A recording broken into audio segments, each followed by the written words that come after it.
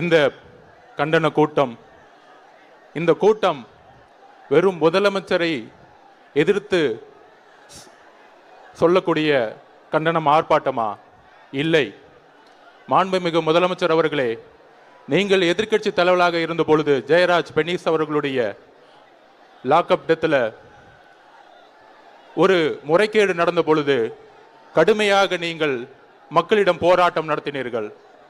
அந்த போராட்டத்தில் சிபிஐன்னு அந்த கேஸை நடத்திட்டு இருக்கும் பொழுது, அன்றைய இருந்த முதலமைச்சர் சிபிஐக்கு மாற்றும் பொழுது, சிபிஐக்கு கேஸை மாத்தினா இங்க தமிழக காவல்துறை என்ன செஞ்சிட்டு இருக்கு, இதற்கு தார்மீக பொறுப்பேற்று முதலமைச்சர் பதவி விலகணும்னு சொன்னீங்க. அந்த போராட்ட குணம் இன்று உங்களுக்கு எங்கே போனது? எதிர்க்கட்சியாக இருந்த பொழுது ஏற்பட்ட போராட்ட குணம் முதலமைச்சராக இருக்கின்ற இப்பொழுது ஏன் மனித உரிமைக்காக நீங்க பேச மறுக்கிறீங்க? எங்கிருந்து இந்த குரல் ஒழிச்சுச்சுன்னா, அஜித் குமார் அவர்கள் கடுமையான மரணம் ஏற்பட்ட பொழுது அதை ஃபர்ஸ்ட் வலிப்பு நோயால இறந்துட்டார்னு ஒரு பொய்ய சொன்னீங்க. அதன் பிறகு கடுமையான போராட்டம், எங்க தலைவருடைய அந்த அம்மாவை பார்த்துட்டு வந்த பிறகு சிபிஐ என்கொயரின்னு சொன்னீங்க.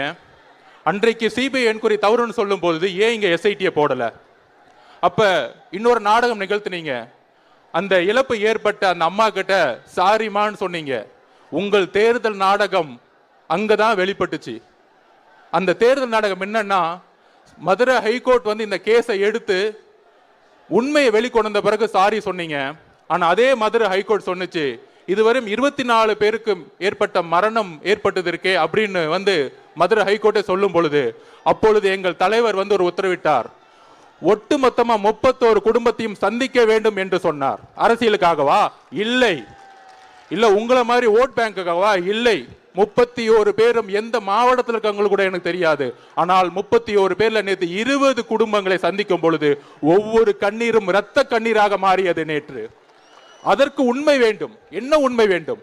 ஒவ்வொரு இறக்கப்பட்ட யார் யாரெல்லாம் லாக்அப் டெத்லையும் விசாரணை கைது இறந்தவங்களுக்கெல்லாம் ஒரு போலியான கதைகளை உருவாக்கி தன்னுடைய எதிர்கால குழந்தைக்கு கஞ்சா வித்தவன், சாராய வித்தவன் அப்படின்னு பொய் கேஸ் போட்டு அவங்களை கொண்டு இன்றைக்கு இருக்க எதிர்கால தலைமுறை ஒரு அக்யூஸ்டோட குழந்தையா இன்னைக்கும் ஒவ்வொரு ஊர்லயும் ஒரு நிரபராதி.